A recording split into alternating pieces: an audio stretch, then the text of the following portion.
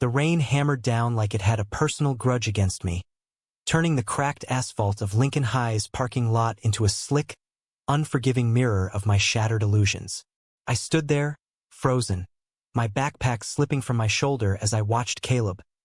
My Caleb, the golden boy everyone adored, locked in a desperate, tear-streaked kiss with Alex under the dim glow of his truck's headlights. "I can't do this anymore," Caleb choked out, his voice cracking like thunder, pulling away just enough for me to see the fresh bruise blooming on his cheek, a mark that screamed betrayal louder than any words ever could. That bruise wasn't from the rain. It was from Alex's fist, hidden in the shadows of their perfect relationship, and in that split second, as Caleb's eyes met mine across the lot, wide with shock and something dangerously close to recognition, my heart didn't just break.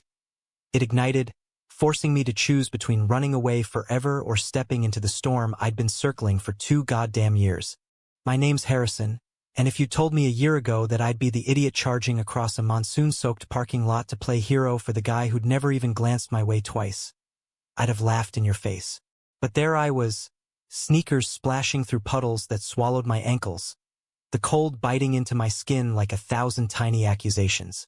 Caleb had been the sun in my sky since freshman orientation. Tall, broad-shouldered, with that effortless grin that could disarm a room full of skeptics. Class president, star quarterback, the kind of all-American dream wrapped in faded Levi's and a voice like warm gravel.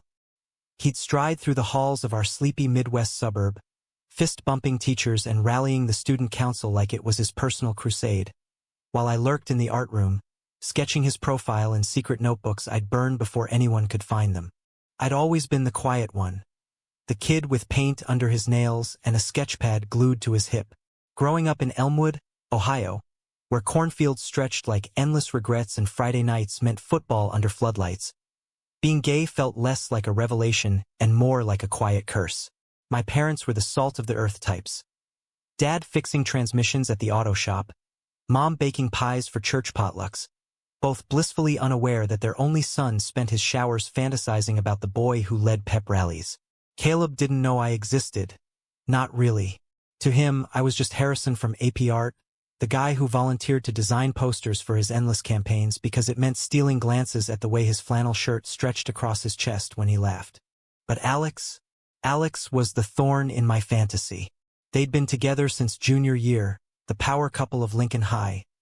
Him the brooding artist type with tattoos snaking up his arms. Her. Wait. No, Alex was a guy, all sharp edges and leather jackets, the kind who smoked behind the bleachers and whispered poetry in Caleb's ear during lunch. They were the couple, the ones who made out in the hallways without a care, turning heads and fueling gossip that painted them as untouchable. I hated Alex for it, not because he was mean, hell, he was charming in that dangerous way, but because he had what I wanted. Caleb's hand in his, Caleb's late-night texts, Caleb's everything. That rainy Tuesday in October, though, everything cracked open. I'd stayed late for student council, gluing glitter to a banner for the homecoming float, my mind wandering to the way Caleb's eyes crinkled when he approved my designs. "You're a wizard with this stuff, Har," he'd said once, clapping my shoulder so hard it lingered like a brand. Har. Like we were buddies. Like I wasn't dying inside every time he said it. I was packing up when I heard the raised voices from the lot. Alex's low growl, Caleb's plea cutting through the downpour. Curiosity pulled me to the window first, then horror glued my feet in place. The slap echoed like a gunshot, Alex's ring catching Caleb's cheek on the upswing. "You think you can just decide for us?" Alex snarled, his face twisted in that ugly way jealousy carves into pretty boys. Caleb didn't fight back. He just stood there, rain mixing with blood trickling from his lip, whispering, "This isn't love, Alex. It's a cage." I don't know what possessed me. Maybe the sketch I'd hidden in my locker that morning, a pencil-rendered Caleb midlaugh, or the ache that had built like a storm cloud since the day I realized boys, not girls, made my pulse race. But I bolted. "Hey!" My voice cracked like a prepubescent squeak, but it carried. Alex whirled, eyes narrowing on me like I was an intruder in his drama. Caleb's gaze snapped up, surprise flickering through the pain. "Stay out of it, Freak, Alex spat, shoving past me toward his beat-up Mustang. The engine roared to life, tires spinning mud as he peeled out, leaving us in the deluge. Caleb slumped against his truck, head bowed, shoulders shaking. Not from cold, I realized, but from the sobs he was trying to swallow. I hesitated, water plastering my hair to my forehead, my thrift store hoodie clinging like a second skin. What the hell was I doing? This wasn't my place. But then he looked up, those hazel eyes, God, those eyes, flecked with gold like autumn leaves, locking onto mine. Harrison. His voice was small, stripped of the confidence that usually armored him. What are you? I blurted, stepping closer, my heart hammering louder than the rain. Are you okay? That was, Jesus, Caleb, he hit you. He wiped at his cheek, smearing the blood, and let out a bitter laugh that twisted something deep in my gut. Yeah, well, welcome to the glamour of being me. Go home, Har. It's not your mess. But I couldn't. Instead, I shrugged off my hoodie, sodden and useless anyway, and draped it over his shoulders, my fingers brushing his collarbone for the briefest second. Electricity shot through me, but I played it cool, or tried to. Not leaving you out here like roadkill. Come on, my car's over there. I'll drive you home.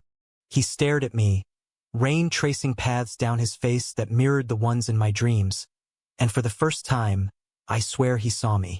Not the invisible artist kid, but Harrison, the guy who'd trade his right hand for one real smile from him. Why? He asked, voice raw. Why bother? Because I've loved you since the day you tripped over that megaphone at assembly and laughed it off like it was nothing. Because you're the only light in this godforsaken town that doesn't flicker out. But I said none of that. Instead, I muttered, because assholes like Alex don't get to win. Not tonight. He nodded, slow and defeated, and followed me to my rust bucket Civic. The drive to his place on Maple Street was silent except for the wiper's frantic rhythm and the occasional hitch in his breathing. Elmwood streets blurred past, neon-lit diners, boarded-up video stores, the skeletal oaks lining lawns where kids like us dreamed of escaping to Chicago or New York. I stole glances at him, the bruise purpling under the dashboard glow, and wondered if this was the start of something or just a pity detour in my endless one-sided crush. When we pulled up to his split-level colonial, the kind with a basketball hoop and a proud parent of an eagle sign, I killed the engine. Want me to come in? Tell your folks what happened. He shook his head, handing back the hoodie with a ghost of a smile. Nah, they'd freak. Thanks, though, for everything. His fingers lingered on mine as he passed it over, warm against the chill seeping into my bones. You're a good guy, Harrison. Good guy. The kiss of death in rom-coms. But in that moment, it felt like a lifeline. I watched him dash through the rain to his door, the porch light swallowing him whole, and drove home with his scent. Pine soap and faint leather, clinging to the passenger seat like a promise. Little did I know that night was the crack in the dam. The next morning at school, the rumor mill was already churning. Caleb and Alex fought. Big time. Blood, even. Whispers slithered through homeroom like smoke. Kids clustering around lockers, eyes darting to Caleb's empty seat. He showed up late, sporting a fresh bandage and a scowl that dared anyone to ask. But when our eyes met across third-period English, me doodling in the margins of my notebook, him slouched by the window, something shifted. He nodded, subtle as a secret, and mouthed, "Lunch?" My stomach flipped. Lunch with Caleb Whitaker? The universe had to be punking me. The cafeteria was the usual zoo. Trays clattering, laughter booming over mystery meat, the scent of overcooked tater tots hanging heavy. I grabbed a corner table, heart pounding like I'd chugged 3 rock stars. When he appeared, tray in hand, Alex nowhere in sight. Mind if I? He gestured to the seat across from me, and I nearly choked on my soda. Yeah, I mean sure, go for it. Smooth, Harrison. Real smooth. He dropped down, peeling the bandage to reveal a fading welt that made my fists clench under the table. So, about last night, that was embarrassing. You didn't have to do that. I shrugged, poking at my fries. No big. Looked like you needed backup. He chuckled, low and genuine, the sound wrapping around me like a blanket. Backup from the art room hermit? Bold choice. There it was, hermit. Teasing, but warm. Like he was letting me in on a joke we'd shared for years. We hadn't, but God, I wanted to pretend we had. From there, it snowballed. Lunch became a ritual. Me sketching caricatures of teachers on napkins, him venting about council drama or how coach was riding him for the big game.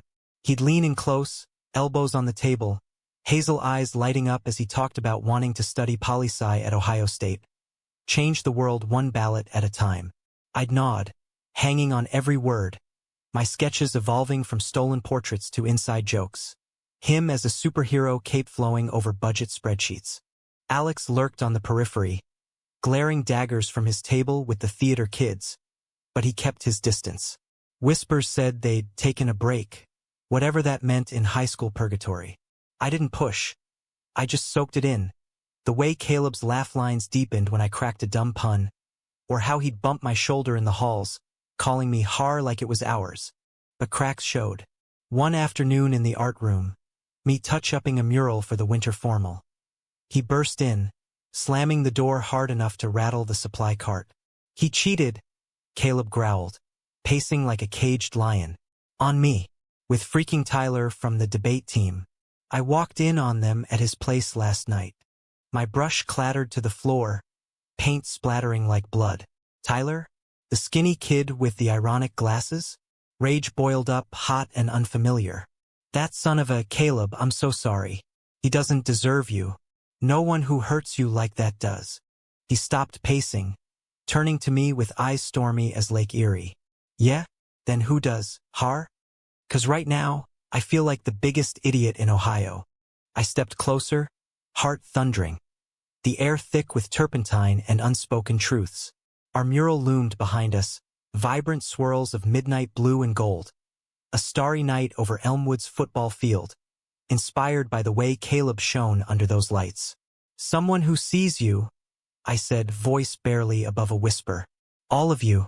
The guy who stays up late writing speeches, who remembers every kid's name at assembly. The one who makes this town bearable. His breath hitched, and for a heartbeat the world narrowed to the space between us. 2 inches, maybe less. I could smell his aftershave, see the flecks of gold in his irises, feel the pull like gravity inventing itself. Har!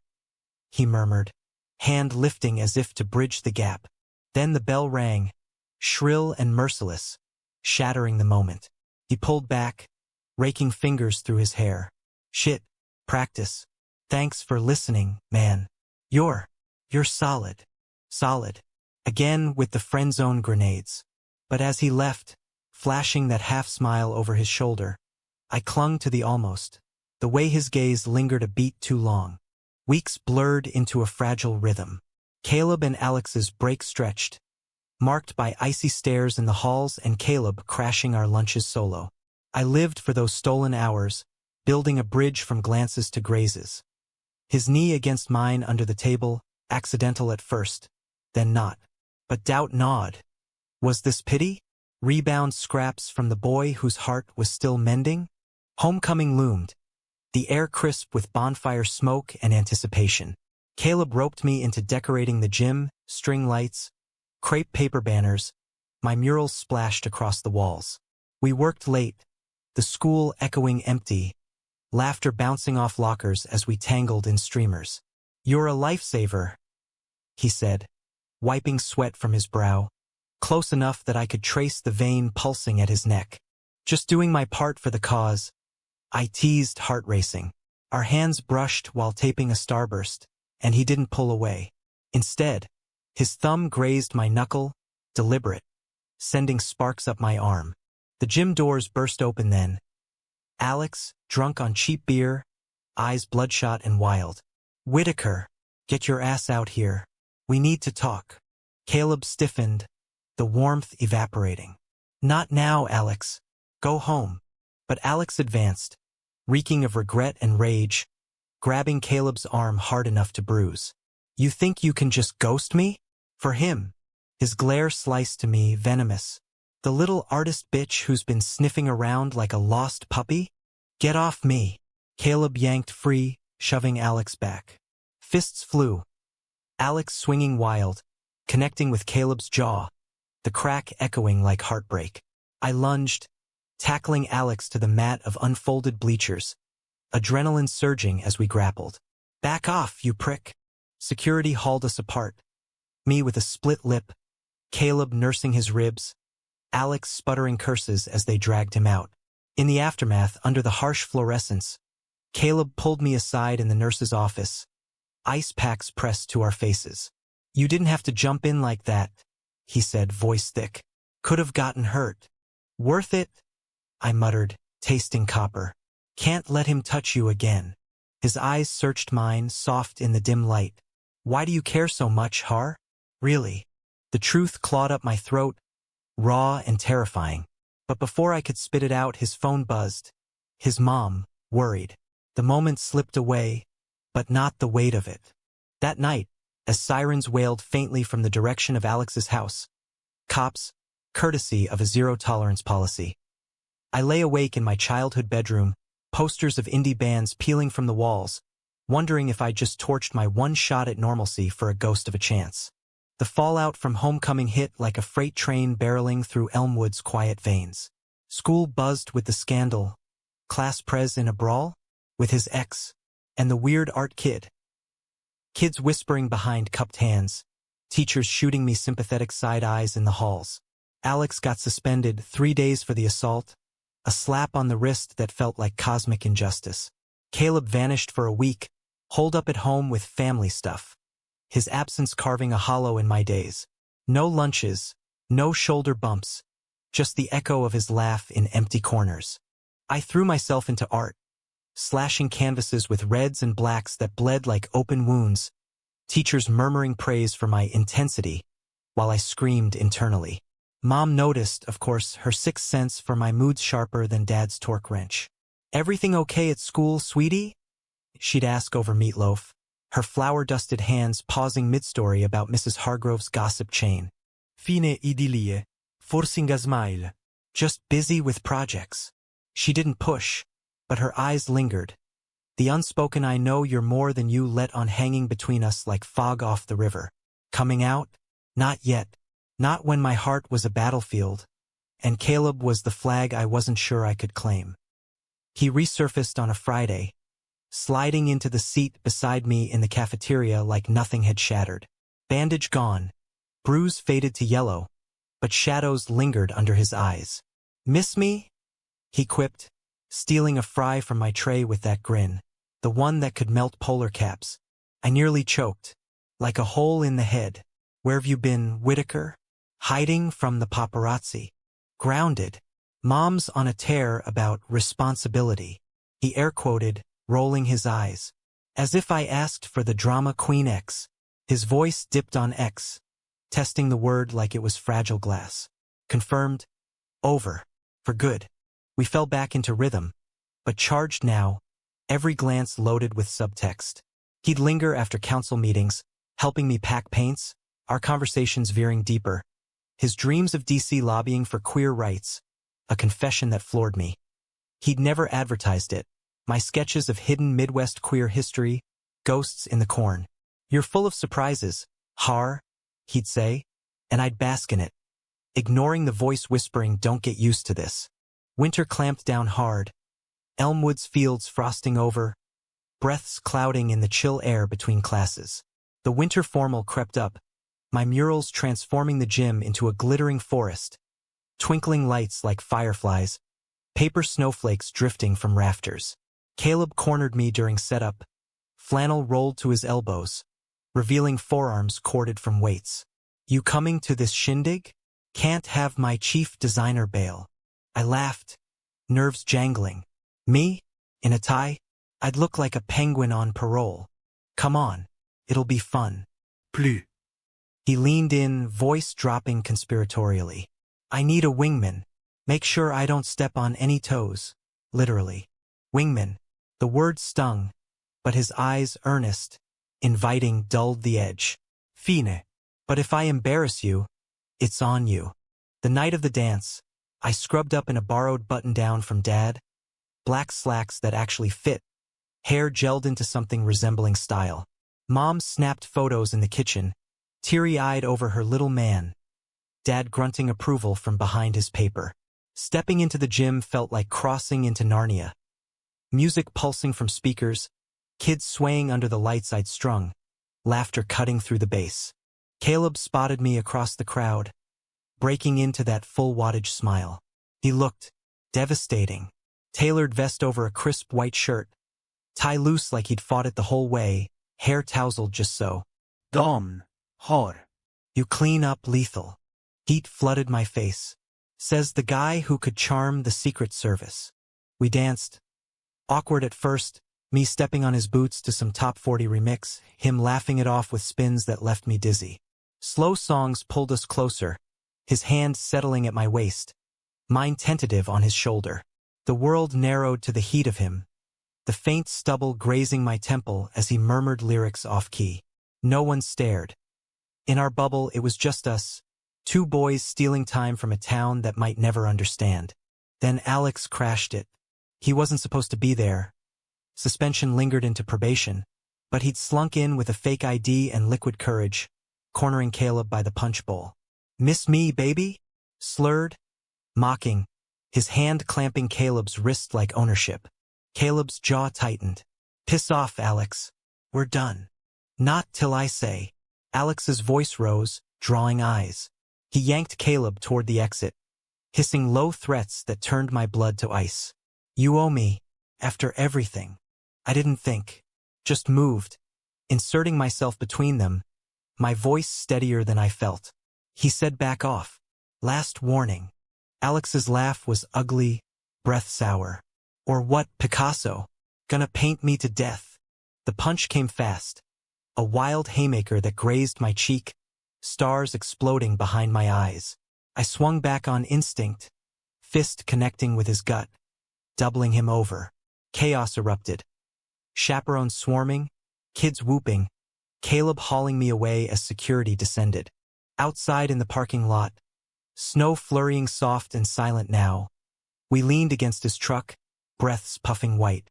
My knuckles throbbed, cheeks swelling, but Caleb's touch, gentle, dabbing snow on the bruise, eased it all. "You're insane, you know that?" he said, half laughing, half awed, jumping in again. "For me, patterns becoming a problem," I admitted, meeting his gaze. Snow caught in his lashes, turning him ethereal. "Can't seem to stop." "Why?" The question hung, heavy as the drifts building around us. His hand stilled on my face, thumb tracing my jaw. Vulnerability cracked his armor, raw and real. "Tell me the truth, Har. Why risk it?" My pulse roared, the lie dying on my tongue. Snow muffled the world, leaving only us, two heartbeats sinking in the cold. "Because I'm in love with you?" I whispered, the words tumbling free like a dam burst. "Have been since that stupid orientation. Every sketch, every late night, every time I volunteered, it was all for a shot at this. At you noticing me." Silence stretched, eternal, his eyes widening with shock, then softening into something profound. Pain flickered, guilt, maybe, for the blindness, but it melted into warmth. Har. God, I had no idea. His hand cupped my neck, pulling me closer, foreheads touching. "I've been so wrapped up in my own mess. I didn't see you, the real you, but these past months, you've been my anchor, the one who stayed when everyone else bailed." Hope ignited, fragile as the snowflakes melting on my skin. "So what now?" He smiled, slow and sure, leaning in until our breaths mingled. "Now, we figure it out. Together." His lips brushed mine. Tentative, then deepening. A kiss like coming home after years adrift. Soft, urgent, tasting of punch and promise. It erased the doubts, the hurts, rewriting our story in the hush of winter. We pulled apart breathless, grins mirroring in the moonlight. "Not letting you go this time," he murmured, lacing fingers with mine. Hand in hand, we walked back inside, the gym's lights beckoning like stars aligning. Elmwood's winters were brutal, but in that moment, spring felt inevitable. But life doesn't do neat bows. The weeks that followed were a whirlwind of stolen kisses in the art room, late-night drives to the quarry where we'd talk till dawn about futures untethered from small-town gravity. Caleb came out to his parents over Thanksgiving turkey. Tears, then hugs, his mom stuffing my plate with seconds like I was already family. I followed suit that Christmas, Dad's gruff, "As long as you're happy, son," hitting harder than any rejection could. Alex faded to a bad memory, transferring schools mid-semester amid whispers of his own unraveling. Anger management, therapy, a path we wished him well from afar. No grudges, just growth, the human mess of it all. Yet shadows lingered.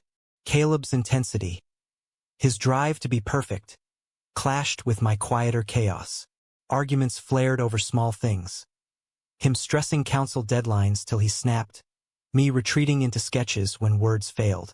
One night in February, after a brutal loss at regionals, he stormed into my room unannounced, eyes wild. "I can't do this, Har. The pressure, it's eating me alive." I pulled him down beside me on the bed, holding tight as he unraveled. "You're not alone. We're in the slush together." He clung to me, sobs muffled in my shirt, and in that vulnerability, we mended stronger. Love wasn't fireworks. It was the steady burn of showing up, flaws and all.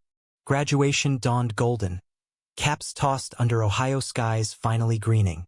Caleb's valedictorian speech, words about hidden strengths, loving fiercely in the face of fear, had half the auditorium sniffling, me included from the front row. His eyes found mine as he closed. "To the ones who see us, truly see us, thank you for the courage to be seen." College loomed, him to OSU, me to the Cleveland Institute of Art. A 2-hour drive we'd conquer with weekends and calls. As we loaded his truck that humid June morning, parents milling with coffee and goodbyes, he pulled me aside behind the garage. "Scared?" I asked, tracing the line of his jaw. "Terrified," he admitted, grin crooked. "But with you, worth every mile." Our kiss was unhurried, sunlight dappling through leaves. A seal on promises whispered in the dark. We weren't perfect. Caleb's ambition still flared. My insecurities nipped at heels. But we were human, loving through the grit. Driving away, his taillights fading down Route 23. I felt the ache of distance but not loss. Elmwood shrank in the rearview, a chapter closed, but the story? Ours unfolding page by tender page. In the end, it wasn't about the boy who noticed or the heart reclaimed. It was about choosing each other, day by scarred day, in a world that demanded we hide. And in that choice we found home. Not in cornfields or city lights, but in the quiet spaces between.